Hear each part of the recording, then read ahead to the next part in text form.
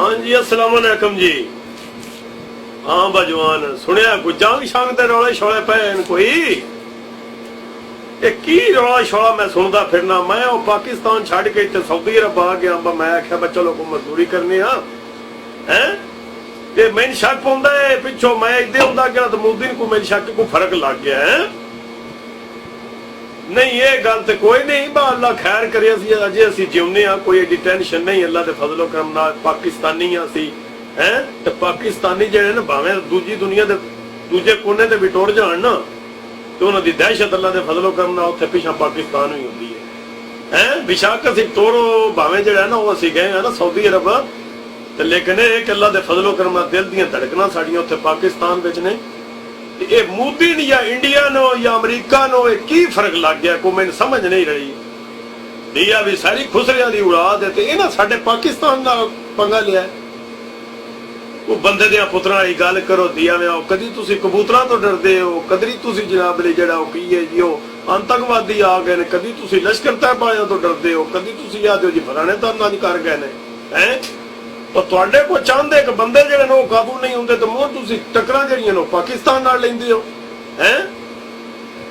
पहलो चबड़ दियां पुत्राओ कोई सोच लो समझ लो भाई पाकिस्तान है कोई ये निरा को मुर्गी दा अंडा नहीं बा जेड़ा खा लिया ते जनाबरी आमलेट विच धर के ते जेड़ा नो असी जट को खुशखबरियां कर लईए। अगे भी तुहाडे बड़े वडेरे भी जेड़े वो भी ये काम कर के टुर गए ने हैं। हुण ताईं तुसी दिया में साडियां जुत्तियां साफ करदे रहे मोदी साहब या वाजपेयी साहब तुहाडा ते विआह भी खैर नाल कोई नहीं रहा। मैं जानना जो कोई तुहाडा सबब है घोड़े दिया पुत्रा मोदी तो पढ़ो तुहाडा वाजपेयी साहब आनो उन्हां दा विआह शाद कराओ हैं।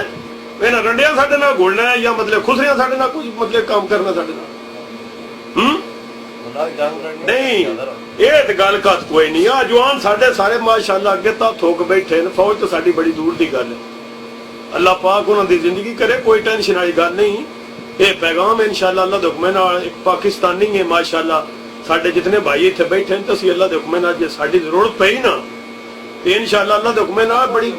बड़ी दूर दी गल है। पाकिस्तान नूं फतह करना कोई एडा खाला जी दा घर नहीं ते इंशाअल्लाह ना कोई सानू कोई रोटी दी है ना टुकड़े दी है ना पानी दी है। असी अल्लाह दे फजलो करम नाल ना कोई सानू बाकी से दी कोई लालच दी जरूरत है ते इंशाअल्लाह अल्लाह दे हुक्म नाल जो है ना तबाहियां ला देंदे टेंशन आई लैने दी लोड़ कोई नहीं किसी हां। ते पाकिस्तानी कौम अल्लाह दे फजलो करम नाल जिस वे पाकिस्तान दी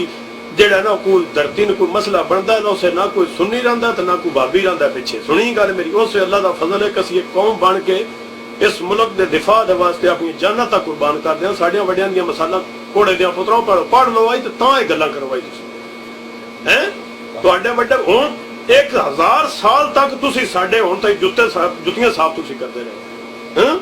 ते हुण तुसी चाहंदे कि मतलब है कोई थोड़ी जिहियां फिल्मां बना लईयां ने तो थोड़ा जिहा कोई चार पटाके तुसां जहाज बना लेन तो तुसां समझा जी बड़ा काम है।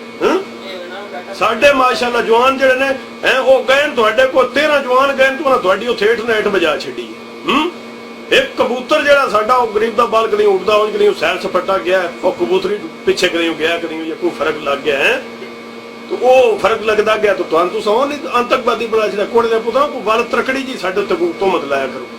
आ निक्कियां निक्कियां चबड़ा ना मारिया करो बेइज्जती अपनी हुंदी पाकिस्तान जिंदाबाद हैं मौलवी साहब हां उस जगह जाके छोटी मोबाइल ना कोई ये सोटी ते डेरा विखाड़ा है सोटी ते डेरा विखाड़ा कोई टेंशन नहीं और मोदी दा ना ले यार की होगी जबान प्लीज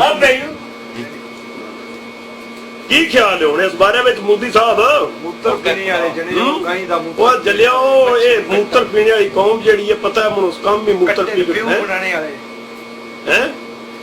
वो इंज करो को मैं ना को पीडी जी सलाह करो सलाह सवानी करके ना ओदे मैदाना में जाने की लोड़ कोई नहीं तो मेरी सलाह है बहुत तकरीब को पेड़ एक बना लेने हैं तो तुसी भी आ जाओ तुसी भी आ जाने ते गिद्दड़ भबकियां मारियां छाड़ दो 3-4 बारी तुसी फौजां लियांदियां ने बेइज्जती तुसी अपने मुल्क दी अपनी आप पे करांदे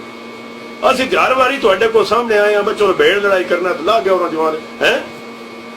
मेरा उत्थे 2-3 बारी आना आ के ललकरे लुलकरे मार के टोर जाना जणिया दा काम केड़ा भाई एक बारी सद मारना मुंह जना पीछे बाज बगना और पाकिस्तान जिंदाबाद अल्लाह दे फजलो करम नाल पाकिस्तान नूं मिटाने वाले खुद मिट गए ने ठीक है ये नहीं मिट सकदा। पाकिस्तान दी आर्मी जिंदाबाद अल्हम्दुलिल्लाह जनरल राइस साहब जिंदाबाद पूरी कौम जिंदाबाद अल्हम्दुलिल्लाह पूरे साडे मुल्क दे मौलवी जिंदाबाद पठान जिंदाबाद पंजाबी जिंदाबाद सिंधी जिंदाबाद अल्हम्दुलिल्लाह मुजाहिदीन जिंदाबाद अल्हम्दुलिल्लाह पूरे दे पूरे इंशाअल्लाह पूरा आलम इस्लाम जिंदाबाद पूरी ये कौम जड़ी है ना इंशाअल्लाह पूरी उम्मत मुस्लिमा जिंदाबाद हैं अल्लाह पाक इंशाअल्लाह इस कायम दायम रखने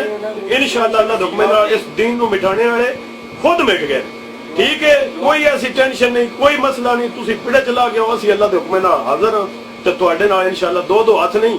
आके ते 6 हाथ कर ले सन ओके हां अल्लाह दे